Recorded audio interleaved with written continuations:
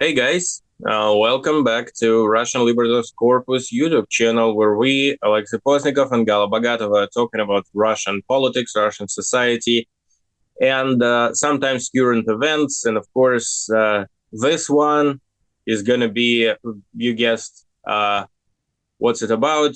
Yevgeny Prigozhin, leader of Wagner Group, private military company, uh, is dead. Well, there are a lot of insinuations that he might not be dead because the way he presented himself kind of, led to that, mysterious aura in a way. But I'm pretty sure he is dead. So that's what we're talking about today. And remember when we did the video right after the rebellion, we had our bet if he survived till our next video, and he did. Well, uh, it happened. He survived for 2 months, exactly 2 months, because his plane was shut down. Well, it's still unclear if it was shut down by a rocket or it was a bomb planted on the plane, but the plane exploded uh, on August 23rd, exactly 2 months after rebellion started on June 23rd. The past year and a half, he gained a reputation of, well, basically, he was way more noticeable than, for example, Sergei Shoigu, who's Russian Ministry of Defense, who supposedly, and officially responsible for all military actions in Ukraine. Yet, I think everybody in the world, more or less, at least have heard the name Evgeny Prigozhin. So, in this regard, he was on the same level of media presence as Putin, I would guess, in Western media for sure. And that maybe gave some people an idea that he's somehow, an important figure in the Russian political system, Russian military system. And that, and we were talking about this before, that this impression is a little bit distorted by the, PR abilities of Prigozhin himself, because maybe among all other actors within Russian system, Prigozhin had the best, gut feeling for, media attention, like how to present himself, and he was doing it pretty good. But in fact, inside Russia, he never was a system player. He was like outside of the system, um, yes man for Putin's dirty tasks,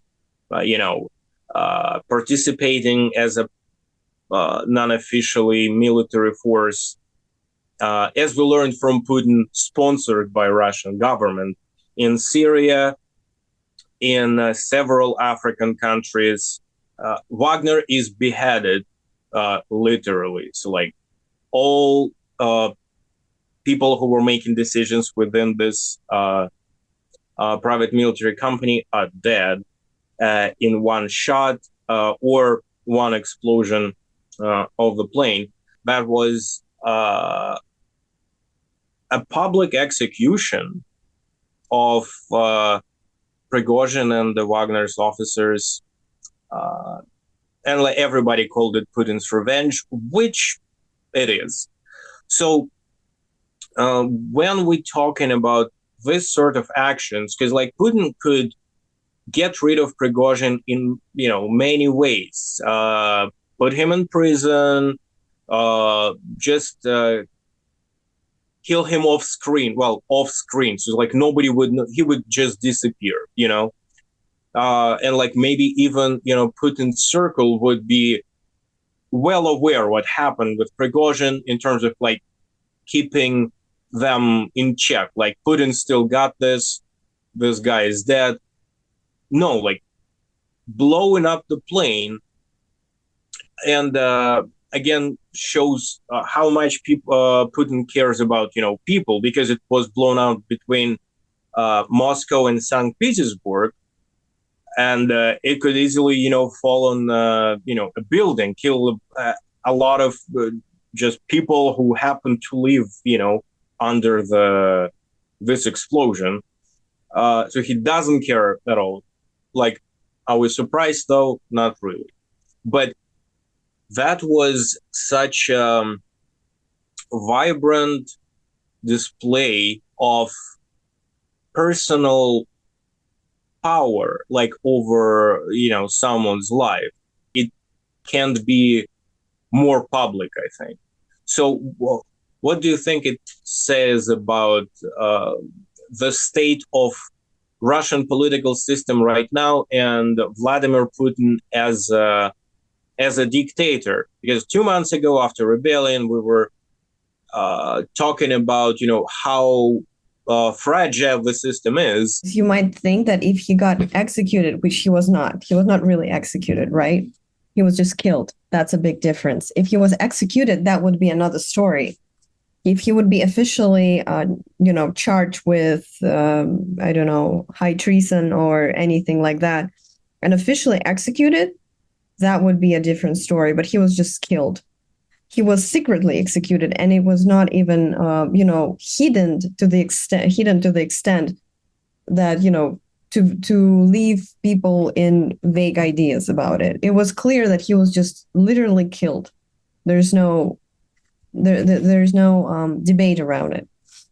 So what it shows about the system, it shows the continuation of this tendency towards fragility. This regime is extremely fragile if the dictator is not capable of directly targeting the enemy of the regime, that he has to do it indirectly, lie to their face, to the face of this person, let him go first, and then kill him without any official declarations about it, any official claims. It looks more like mafia under the table rather than official state procedure. And if the regime has to operate in that way, it shows the direct, it's a direct sign of fragility and misery of the current position of the leader and of the regime itself.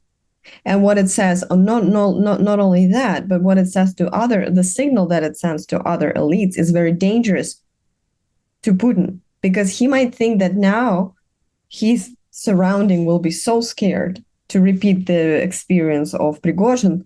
But what it actually may say is that, if you do it, you have to go till the end. Whatever mercy you can be promised is a lie. You will never be left in peace. Of course, it's a weird situation where Prigozhin, I think he overestimated his safety, and he decided that he can, freely come back and fly above, Moscow and St. Petersburg sky, which is stupid. But nevertheless, the fact that he was killed, not proclaimed as the enemy of the state, not officially persecuted, but just killed, it says a lot about the regime and its future. And the elites now, if they even dare to challenge Putin, they will now understand that, hey, they have to go till the end. They have to kill this guy. So I think it's a ticket to the end for the regime. So again, like 2 months ago, we were talking, and you thought that was only the first of many or few coups that might happen, and I was not so sure about that. So if you would, how do you think now the new, rebellions or any other coup attempts, are they more likely to happen now or less likely to happen now? With that, idea that now whoever will try this should go right to, to the Putin, not like any, willy-nilly around, the system, just straight to the Putin because there is no other way. Right now, right afterwards, I don't think it's likely because right now people are scared. His elites are cowards and they're just scared of what just has happened. But the state of shock, the state of fear will pass, and when the time will come, and it will, because the longer war is taking place, the more opportunities the outer world has to affect Russia's regime from outside. At some point, the elites that are extremely, as I mentioned, fearful will be more fearful of the consequences of their actions inside the country than fearful of the of Putin's action towards them. So they will be more scared of responsibility that they will have to bear after the war is over, when this situation is going to go, aggravate to the degree where they cannot really doubt that their success is declining, their stability is declining. They will definitely understand that this is a vague situation. This is no longer a stable regime. They will understand that this is a sign of what happened right now is just a sign of instability, of insecurity, of challenge, of inner challenges, of fragility. And usually the split among elites and any kind of rebellion happens when the people realize that the regime is unstable and fragile. And with the signals like that, this clue is going to be received.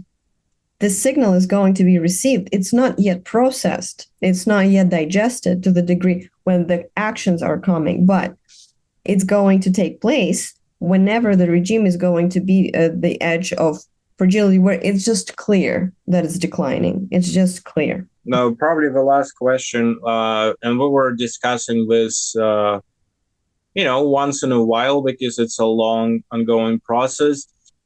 Before the war, Russian autocracy was pretty much based on laws. I mean, they were controlling the lawmaking process, of course, and for any, crazy idea they had in their head, they had some sort of a law that will, anti-LGBT, way back, it started way back in 2012, foreign agents.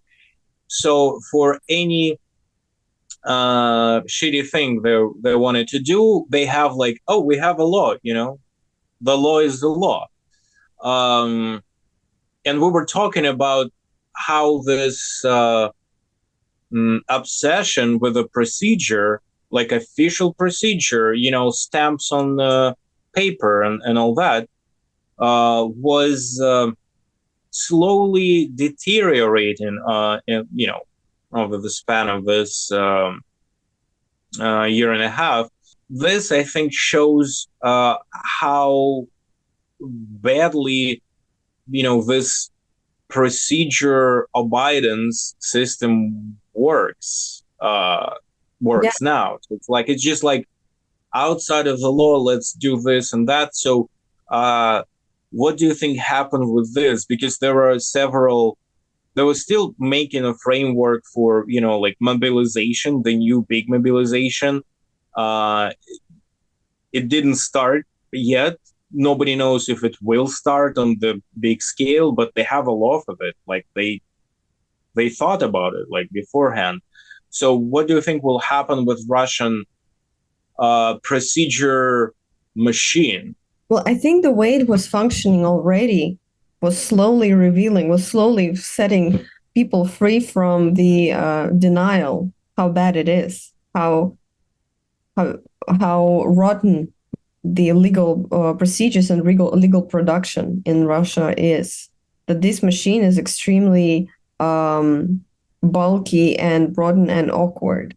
And this particular case shows that it's even unnecessary for some cases. So, in fact, Putin has demonstrated the ineffectiveness of his own main, I would say, pivotal wall that he relies on, which is legal system, the system of oppression, the system of political repressions. He just demonstrated that this is unnecessary anymore. It's a criminal state, even for its own elites. They don't have to abide the law, or rather, they do not have to rely on it. And I hope that for the enlightened layers of the society, I mean, of course, it's becoming more and more visible, but as it aggravates, I hope it is becoming more and more noticeable and dangerous, like obviously dangerous for them, because at the moment they have to realize that they are no longer they have a different social contract in terms of what kind of security they may expect towards themselves. How can they hope this law can even work for them or to them or even against them? It's just unnecessary. People were talking a lot. I was thinking about this a lot last year, especially if Russia will turning into totalitarian state. And last time we were talking about indoctrination of kids through the educational system, which is like a clear sign of the totalitarian practices. But at least as I think, there's two opposite tendencies. Like totalitarian state cannot exist in this kind of a lawless vacuum, because totalitarian state should have procedures. It should be based on like the system of oppression with rules, with quotas. If we remember, Soviet Union Stalin style, when you have plan for how many people should be executed, that's totalitarian. But when now Russia is swinging towards the just voluntaristic absolute dictatorship, can it be like you can't do both? You cannot be like a dictator who's like, today I just feel like killing this guy, just boom, done, or doing this or doing that, as opposed to like totalitarian state, when you still, if you're a dictator, you can do anything, but you kind of need to go through procedures created by you to give you those sorts of power. He just demonstrated that the instruments of his own system are no longer needed. What you're saying is exactly the instance of not totalitarian regime, but a fragile state. Okay, so you can be totalitarian, you can be authoritarian, you can be democracy, but if you're fragile, it doesn't really make sense, because all the fragile state does is dissolving. There is no legitimacy to violence on behalf of the military structures, on behalf of the police, on behalf of the mechanism and machines of repression. There is no there is no stable functioning on their end, and that means that that's how you can just kill whoever you want in the plane. So I guess in a way it's sort of with the lack of actual good and positive and optimistic things, in a way that is an optimistic, that I mean, this kind of his clock is ticking. Yeah, and he makes them go round and round faster. All right, guys, that's it for today. Hopefully next time we're gonna be together as in one shot. Again, it was a pretty busy summer. Anyway, Thank you for watching, and if you like it, like the video, show it to your friends. Stay tuned. I promise we're gonna get back to doing videos regularly. So thank you guys, and see you next time. Bye Bye. bye.